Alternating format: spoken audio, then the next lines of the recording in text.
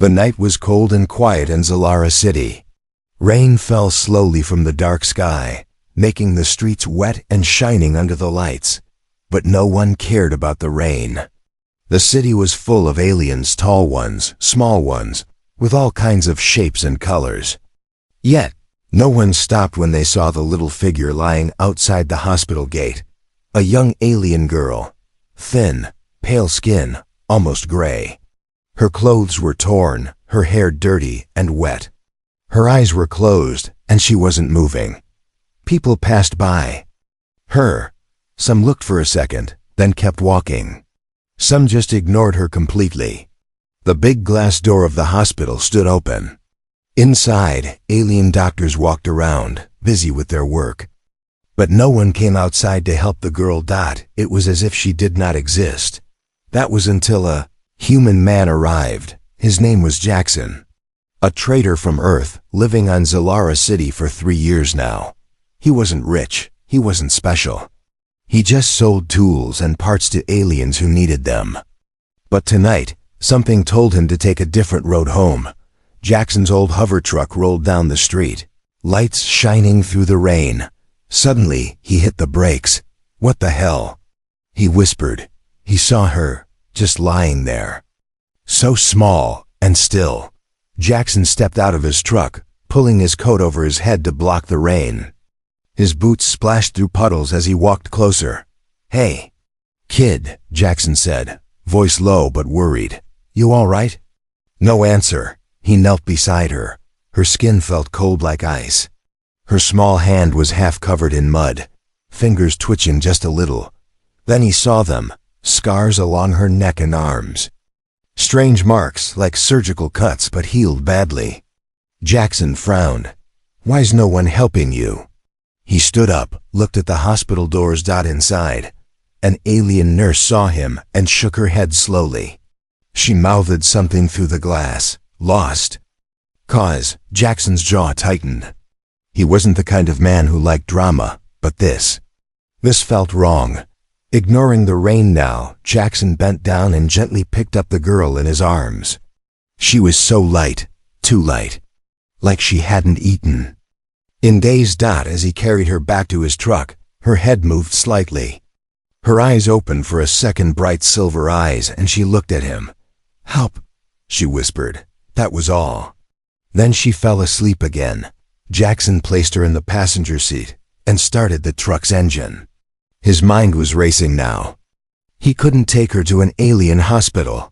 They already gave up on her. But there was one place, a human vet clinic.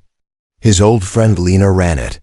She helped animals, but Jackson knew she had once been a medic for humans too. Maybe she could help. As the truck moved through the rainy streets, Jackson kept glancing at the girl. She was breathing slow and shallow.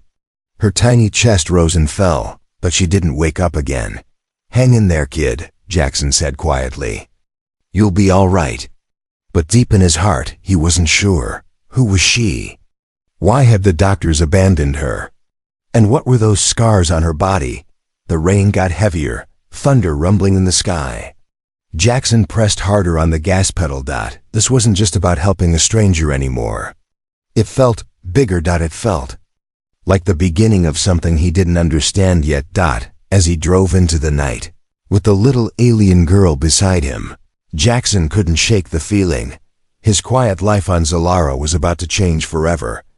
Heavy rain still fell from the sky when Jackson reached the edge of Zalara City. Here, the buildings were older, smaller, forgotten by the rich aliens living in the center. The vet clinic was inside a square metal building, with a blinking blue light that said, "Lena's Animal Care." Jackson pulled his hover truck right up to the door. He jumped out, rushed around to the passenger side, and opened the door carefully. The little alien girl was still unconscious, her skin cold, but she was alive. Jackson carried her in his arms, pushing through the clinic door. Without knocking. Inside, the smell of medicine and wet fur hit his nose. Metal tables, glowing screens, and small alien pets in cages filled the room. A woman turned around quickly. Human, mid-30s. tall with sharp eyes and dark hair tied back in a ponytail. "Lena, Jackson? What are you?" Her eyes dropped too. The alien girl in his arms. "What the hell?" she whispered. "That's not a pet. She's alive." "Barely," Jackson said, voice tight. "The alien hospital left her outside. Said she's nothing but a lost cause." Lena stepped closer, checking the girl's pale face, her thin arms. Then she frowned. "Jackson, I'm a vet. I work on animals, not aliens." Jackson shook his head. "You're also an ex-combat medic. Don't tell me you forgot how to help someone like her." For a moment, Lena hesitated. Her hands twitched, as if she wanted to refuse. But her eyes betrayed her worry. "Put her on the table," Lena finally said. Jackson laid the girl down carefully. Machines beeped as Lena activated scanners and tools. A blue light passed over the girl's body. Then Lena's face changed. "Something's inside her," she said slowly. "Look." The scanner showed a small object hidden near the girl's spine. "What is it?" Jackson asked. I don't know. Not medical equipment. Not natural either. Some kind of implant?" Before Jackson could reply, the girl suddenly let out a sharp cry so loud, so strange, that the walls shook. All the lights flickered. Machines glitched. Cages opened on their own, small alien pets running out scared. Jackson stepped back, eyes wide. "What's happening?" Lena grabbed a syringe with calm hands, injecting something into the girl's arm. After a moment, the strange cries stopped. The room went quiet again. "I've never seen anything like this," Lena muttered. Jackson wiped sweat from his forehead. His heart was beating fast. She's just a kid. How can she have something like that inside her? Lena didn't answer right away. She pulled off her gloves, looking serious. "Jackson, whatever this is, it's dangerous, maybe illegal. Someone put that thing in her on purpose." Jackson glanced down at the girl's sleeping face. Her silver eyes opened for a second, half conscious. "Why?" She whispered again, that one word. Again. Jackson clenched his fists. "I can't leave her out there," he said. "Not after what I've seen." Suddenly, a loud knock echoed through the metal walls. Both Jackson and Lena froze. Another knock. Louder this time. Jackson grabbed the scanner and zoomed it toward the door. His eyes narrowed. Outside, shadows moved. At least 5 figures in black armor, helmets, weapons. Lena saw them too. Her voice dropped low. "Those aren't police." "They're here for her," Jackson said grimly. He grabbed a wrench from the table. "Useless maybe, but better than nothing." The door banged harder now. A mechanical voice spoke from outside. "You are holding government property. Hand it over. Now." Lena cursed under her breath. "This is bigger than we thought," she said. Jackson looked down at the girl one last time. Her eyes were open now, fully awake, and glowing brighter than before. "Don't worry, kid," Jackson said quietly. "I've got you." Then the door smashed open, and everything turned to chaos. The metal door fell to the ground with a loud crash.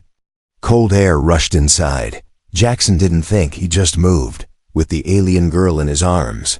He ran toward the back exit of the vet clinic. Lena shouted something behind him, grabbing her own tools, trying to block the armed soldiers with a table. But the black armored figures weren't slowed down for long. Jackson kicked open the back door, stepping into the rain again. His boots splashed in deep puddles. The girl's head rested against his shoulder, her breath warm against his neck.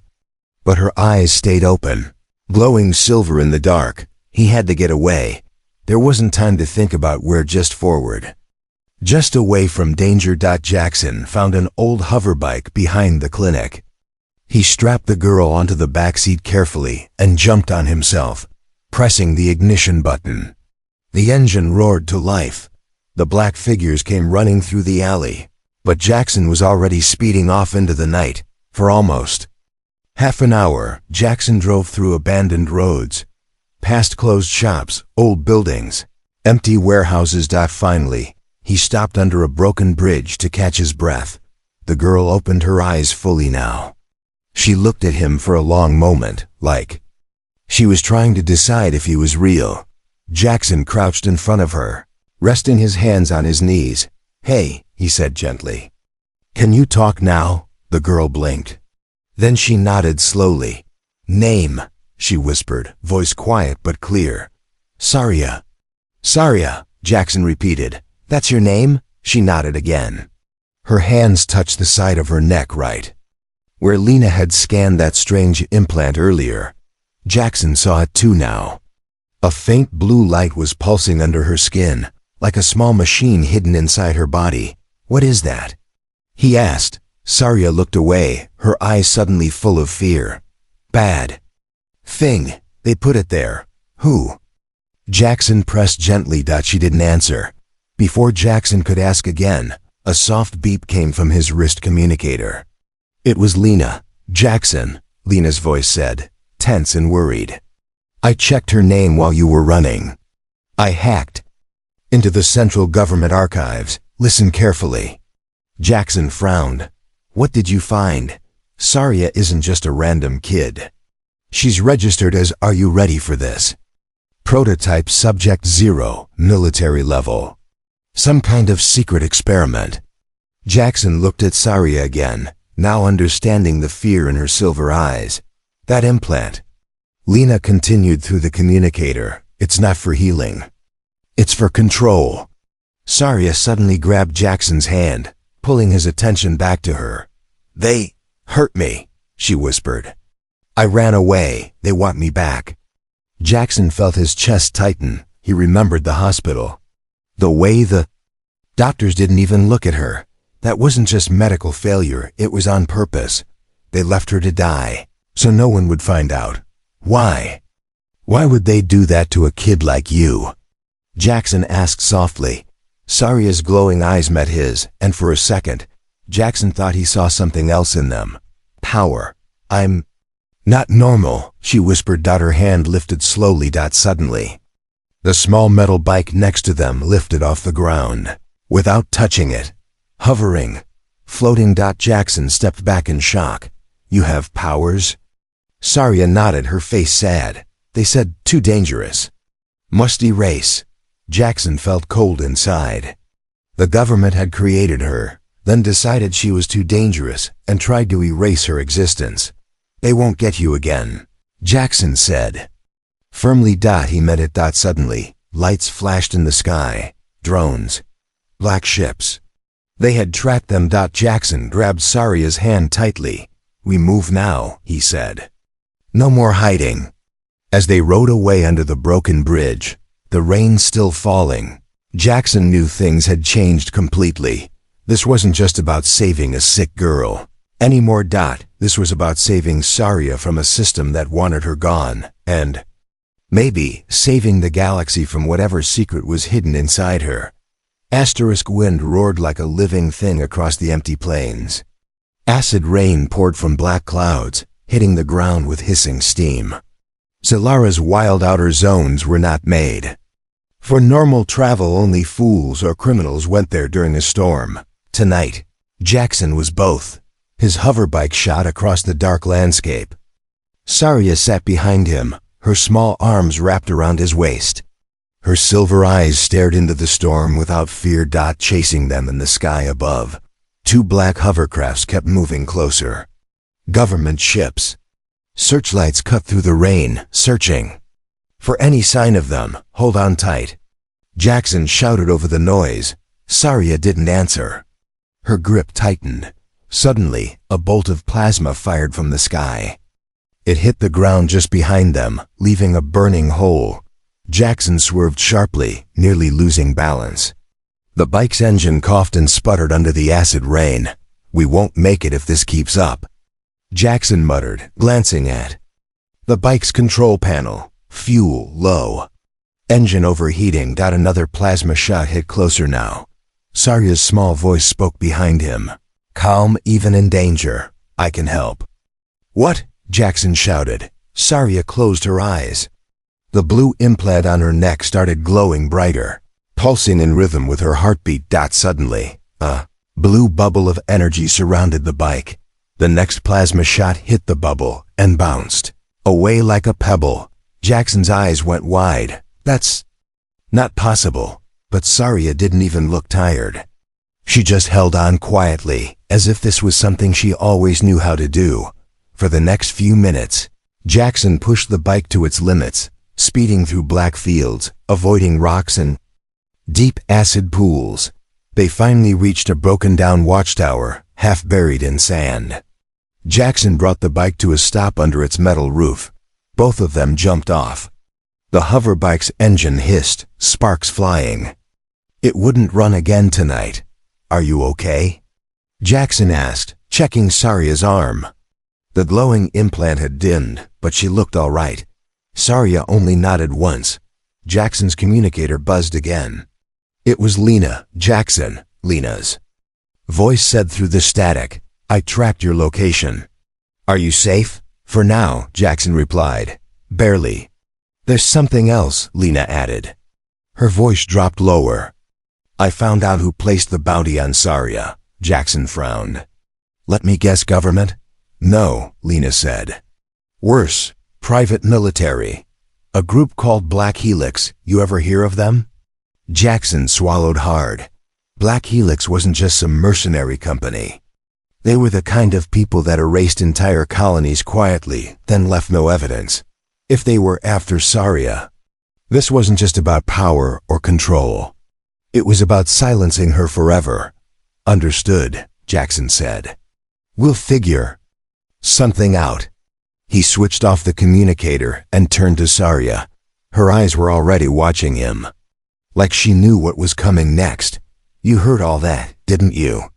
He asked. She nodded again. Then she did something that surprised him. Saria stepped closer and placed her small hand against Jackson's chest. You helped me, she said quietly. No one ever did that before. Jackson didn't know what to say. For a long moment, both of them just stood there under the broken tower while acid rain hissed outside. Then Saria's body said, her glowing eyes turned toward the horizon. What is it? Jackson asked. They're coming, Saria whispered. A second later, 3 dark figures appeared in the storm. Not in hovercrafts this time, walking, moving like shadows in human form, Black Helix operatives. Each one wore black armor with red visors. Each one carried a long plasma blade, glowing faintly in the rain. Jackson grabbed his wrench again. It was stupid, but it was all he had. Saria stepped in front of him. No, she said, voice stronger now. Let me. Before Jackson could argue, Saria lifted her hand. The blue implant on her neck flared like a small sun. Lightning crackled in the sky. A pulse of energy shot outward from her body. The Black Helix soldiers froze mid-step like statues, then dropped to the ground, completely unconscious. Jackson stared in silence.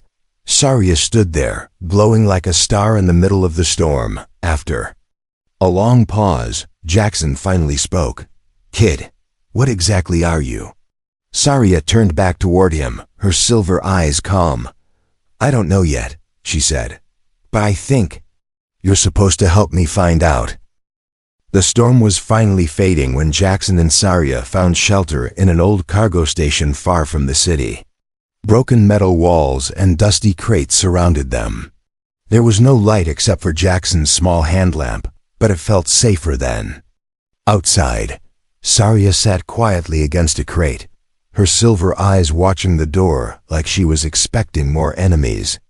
Jackson stood nearby, pacing slowly. Neither of them spoke until Jackson's communicator buzzed again.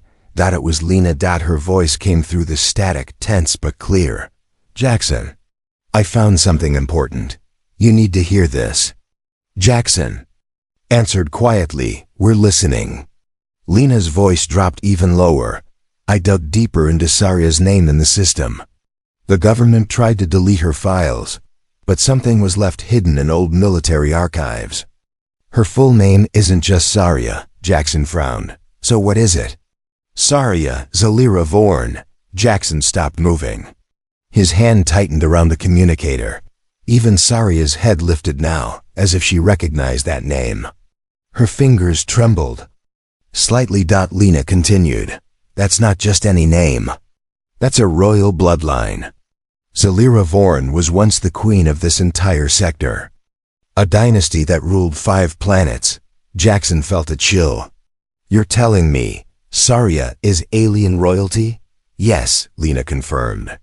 She's not just a government experiment. She's the lost heir to the Zalira throne. That's why they want her erased. Political reasons. It's all about control. For a moment, silence filled the cargo station. Saria looked down at her hands, as if she didn't know whether to believe it.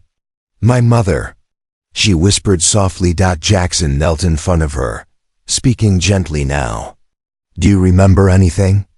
About your family?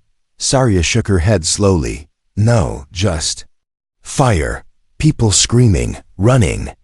Jackson didn't push her further. He could see she wasn't ready, but now everything made sense. The implant, her powers, the bounty, the military. Saria wasn't just some random girl with strange abilities. She was the last of a royal bloodline that had been destroyed. And now, they were both caught in the middle of something much bigger. Later that night, Jackson sat against the metal wall, watching Saria sleep under an old blanket. Her breathing was calm now. No more glowing lights. No more storms. But Jackson couldn't relax. His communicator buzzed again. This time, Lena's voice was sharper. Jackson, I need to tell you one more thing. What now? He asked. I picked up movement on the outer scanner grid. Black Helix is not just sending small teams anymore.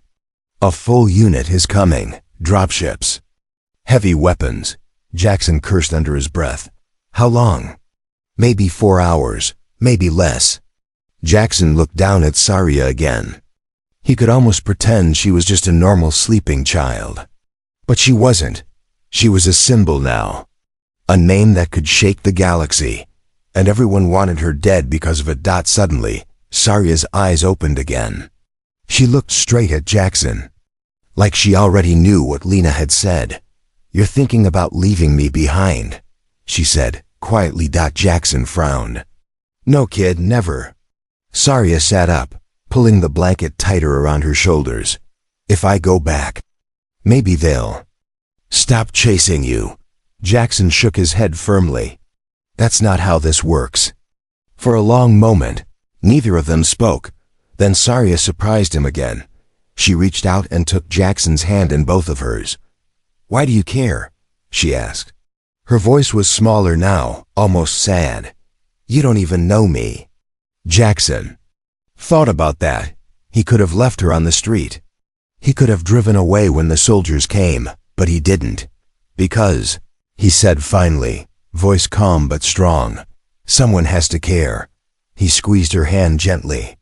And if no one else will, then I will.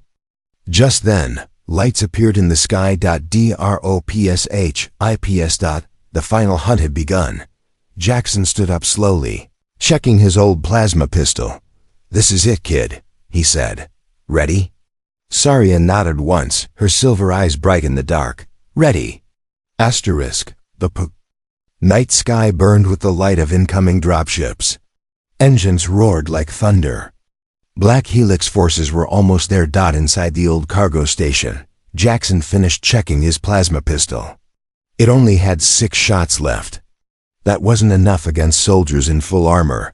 Saria stood beside him, watching everything in silence. Her silver eyes reflected the light outside.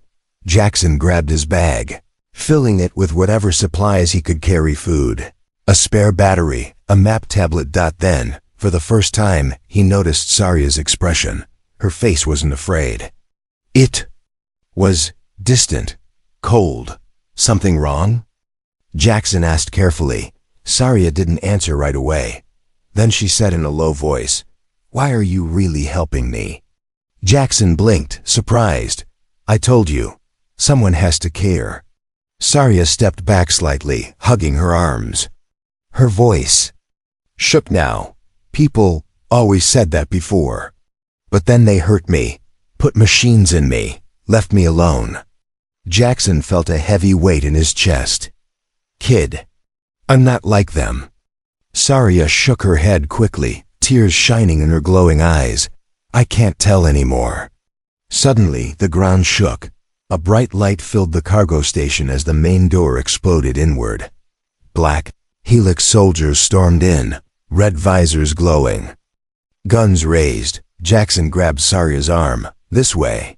He shouted, pulling her toward the back exit. But Saria didn't move. Her feet stayed frozen in place. Her hands trembled. Trust. Hurts, she whispered. Jackson didn't have time to argue. Plasma shots hit the walls around them. Saria, please. For one long second, she stood there, undecided. Then, she ran. Outside, acid rain still fell. Dropships hovered low now, casting shadows across the ground. Jackson and Saria sprinted through the storm.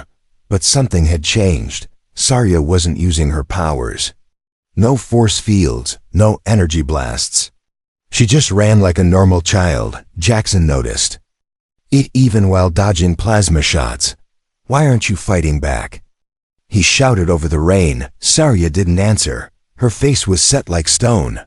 Finally, Jackson grabbed her shoulder, forcing her to stop behind a broken metal wall. Talk to me. Saria's voice cracked now, full of anger and sadness mixed together. Maybe I shouldn't be saved. Maybe they're right about me. Jackson's mouth opened, then closed. He understood now. She wasn't just scared of the soldiers. She was scared of herself, of what she was, of what she could do. Suddenly, a shadow moved nearby. A black Helix operative appeared through the rain. Plasma blade in hand, Jackson raised his. Pistol fired once. The shot hit armor but didn't stop the soldier. The plasma blade slashed toward them, and then Saria raised her hand. Eyes glowing silver blue. Energy exploded outward, blasting the soldier across the field. Saria stood there, breathing hard now, eyes wide. Jackson watched her carefully. See? He said quietly. You're not bad, you saved us. Saria lowered her hands slowly. Her voice trembled. I don't want to hurt people. Jackson knelt down in front of her, ignoring the rain. You don't have to hurt anyone. You just have to protect yourself. And trust me when I say, he touched her shoulder gently, I won't leave you behind. Ever. For the first time, Saria smiled. Just a small, sad smile. But it was real. They didn't have long to rest. More soldiers were coming. But now... Saria stood taller beside Jackson. Her hands were steady. Her eyes bright. The storm wasn't just outside anymore. It was inside her too. But she had learned to control it. And now, together, they would face whatever came next. Rain stopped falling. The sky above Zalara was now dark and still, but it felt heavier than before. In the middle of a wide metal field outside the city, Jackson stood facing a line of black Helix soldiers. At least 20 of them, behind the soldiers. 3 large dropships waited silently like metal giants. Jackson held his pistol low. His clothes were torn, face bruised. Beside him stood Saria, no more tears in her silver eyes. Only quiet strength. A voice spoke through a loudspeaker. Jackson Riker, you have one chance. Hand over the girl.